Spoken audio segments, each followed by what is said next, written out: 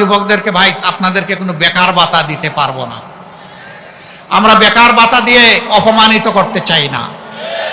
আমরা বেকার ভাতা দিয়ে বেকারের ফ্যাক্টরি বাংলাদেশকে বানাতে চাই না। আমরা আমাদের প্রত্যেকটি যুবক যুবতীর হাতকে দেশ গড়ার কারিগরের হাতে পরিণত করতে চাই। প্রত্যেকটা যুবক যুবতী শিক্ষার পাঠ চুকানোর সাথে সাথে তাদের হাতে মর্যাদাপূর্ণ কাজ তুলে দিতে চাই। তারা দক্ষ হয়ে দেশকে সেবা দিবে, তারা দক্ষ হয়ে বিদেশে যাবে, সেখানেও তারা মর্যাদার সাথে তারা আয় রোজগার করবে, দায়িত্ব পালন করবে। আমরা আর আমাদের যুবকদেরকে বেকারের মিছিলে দেখতে চাই না। বলবেন এখন যাওয়ার পরের দিনে কি এগুলা হয়ে যাবে? না ভাই, হবে না, একটু সময় দিতে হবে। আপনারা দোয়া করবেন আমরা যেন ওই অঙ্গীকারগুলো বাস্তবায়ন করতে পারি। আপনাদেরকে সাথে নিয়ে পাশে নিয়ে ইনশাআল্লাহ দুর্নীতিমুক্ত, চাঁদাবাজ মুক্ত, আধিপত্যবাদ মুক্ত এবং ন্যায় ইনসাফের উপর একটি মানবিক বাংলাদেশ আমরা গড়ে তুলতে চাই। মানবিক নেতা, আধুনিক বাংলাদেশের রূপকার জনাব ডাক্তার শফিকুর রহমান। বক্তব্য রাখবেন ডাক্তার শফিকুর রহমান।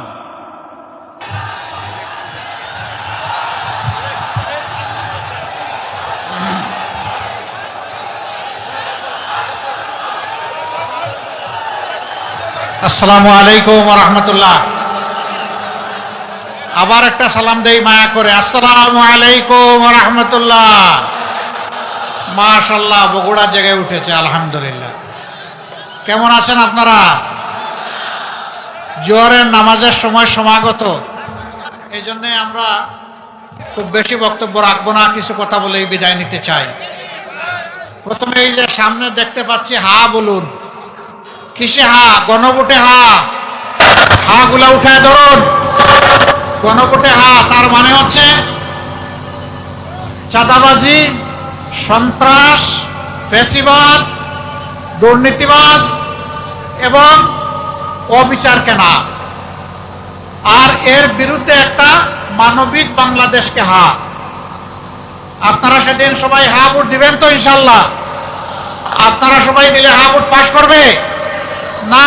বগুড়ার প্রত্যেকটা ঘরে ঘরে হা ভোট পৌঁছে দিতে হবে। সবাইকে হা ভোটে উদ্বুদ্ধ করতে হবে। আমরা আশা করি হা ভোট বিজয়ী হলে বাংলাদেশে আর ফ্যাসিবাদ ফেরত আসবে না। সম্মানিত ভাইয়েরা, তারপরে দেখেন আমরা 10টা দল একত্রিত হয়েছে, একাই নির্বাচনে আসি নাই। এর অর্থ কি? এর অর্থ হচ্ছে 10 মিলেই আমরা দেশটা করতে চাই। শর্ত মাত্র 3টা। এই 3টা যারা মানবেন, আরো যারা আছেন সবাইকে আমরা ওয়েলকাম করব।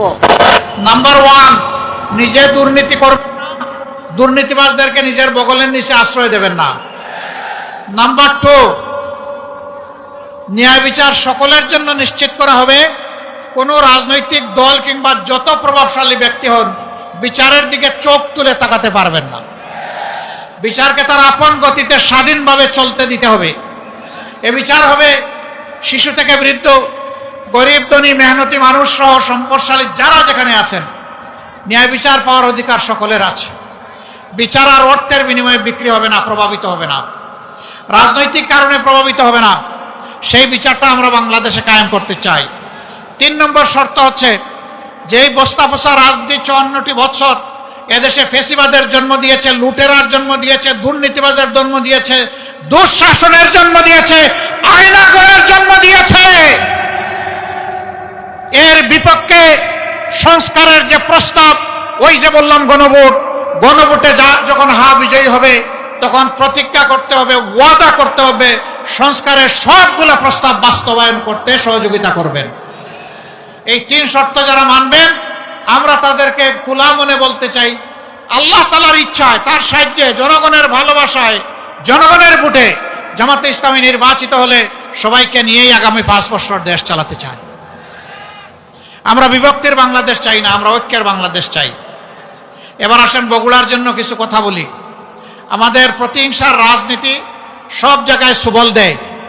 আপনাদের এইখানে একটা আন্তর্জাতিক ক্রিকেট স্টেডিয়াম ছিল যেটার নাম চান্দু স্টেডিয়াম, তাই না? এখন কি আর এইখানে খেলা হয়? ওই হিংসার কবলে পড়ে গেছে, এই জন্য হয় না।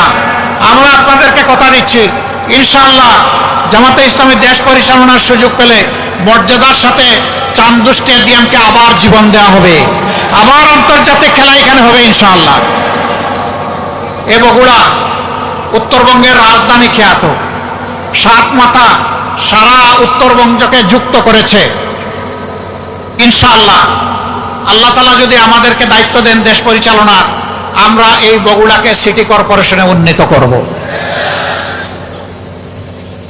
আল্লাহ তাআলা যদি আমাদেরকে দায়িত্ব দেন, সুযোগ দেন, এই বগুড়া একসময় শিক্ষায় শিল্পে সারা উত্তরবঙ্গের জন্য একটা গুরুত্বপূর্ণ জায়গা ছিল।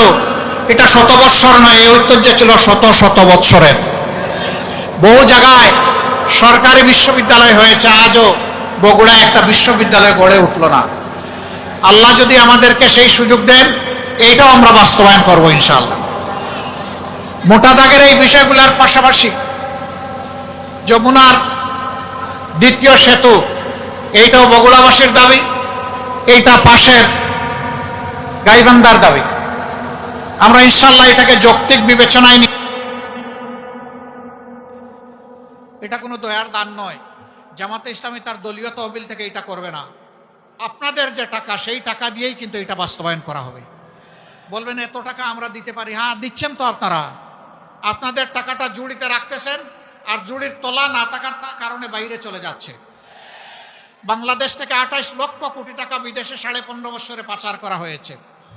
আমরা চেষ্টা করব পেটের ভিতরে হাত ঢুকে ওই টাকা বের করে আনতে। এটা জনগণের টাকা, জনগণের জন্য উন্নয়ন খাতে এটা এসে যুক্ত হবে ইনশাআল্লাহ। 2 নম্বর, চোরদের জড় কেটে দেওয়া হবে, আর রাষ্ট্রের টাকা চুরি করতে দেওয়া হবে না। তখন আল্লাহ তাআলা এই রাষ্ট্রের ট্রেজারিতে তহবিলে বরকত দিবেন ইনশাআল্লাহ। রাষ্ট্রীয় তহবিল থেকে তখন সকল অঞ্চ ইনসাফের ভিত্তিতে তাদের পাওনা পাবে ইনশাআল্লাহ তাআলা আযীম।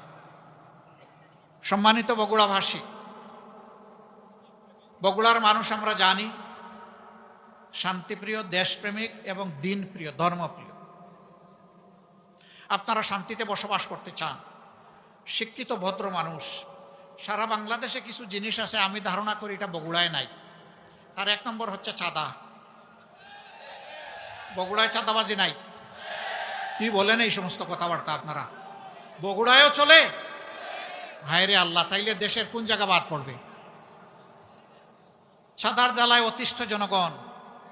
এই চাঁদার কারণেই কৃষক তার পণ্যের ন্যায্য মূল্য পায় না। এই চাঁদার কারণে ভোক্তা ন্যায্য মূল্যে সে সবজি শাক কিনতে পারে না। চাঁদাবাজরা মাঝখানে বাঘ বসায় দেয়, এর ভার পড়ে গিয়ে জনগণের ঘাড়ে। ইনশাআল্লাহ তাআলা আযীম আমরা শহীদদের আকাঙ্ক্ষা বাস্তবায়নে, আমরা তাদের রেখে যাওয়া দায়িত্ব পালনে আমরা দেশবাসীকে কথা দিচ্ছি, আমরা চাঁদাবাজ মুক্ত বাংলাদেশ গড়ব ইনশাআল্লাহ।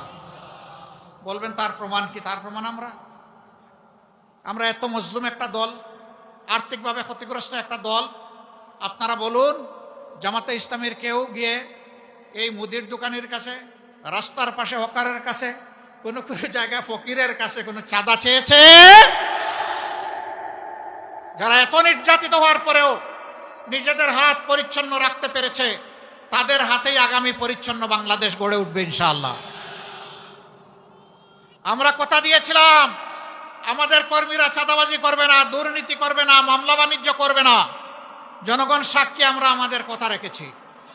এখন যে কথাগুলো দিচ্ছি সেইগুলো আল্লাহর উপর ভরসা করে বিইজনিল্লাহ, আল্লাহ তাআলার সাহায্য নিয়ে সেইগুলো আমরা বাস্তবায়ন করব ইনশাআল্লাহ।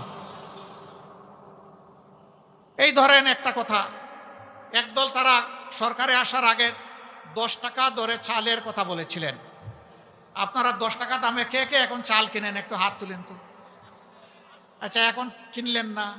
9 সাল থেকে শুরু করে 24 সালের 4 আগস্ট পর্যন্ত 10 টাকা কেজি দরে চাল যারা কিনেছেন তারা হাত তুলেন। তাও কোনো হাত নাই। তার মানে কি? এই সমস্ত নগদ যে সমস্ত ধোঁকা দেওয়া হয়েছে অতীতে, ওরকম ধোঁকা আর বাংলাদেশের জনগণ দেখতে চায় না। আমরা যা করব এটি আমাদের পৈতৃক সম্পত্তি থেকে নয়, এটি জনগণের অর্থ ভান্ডার থেকে, তহবিল থেকে। ইনশাআল্লাহ সততা যেখানে থাকবে, আল্লাহর রহমত সেখানে নেমে আসবে, কাজে বরকত হবে, আমরা একটা সম্মানিত জাতি হিসাবে বুক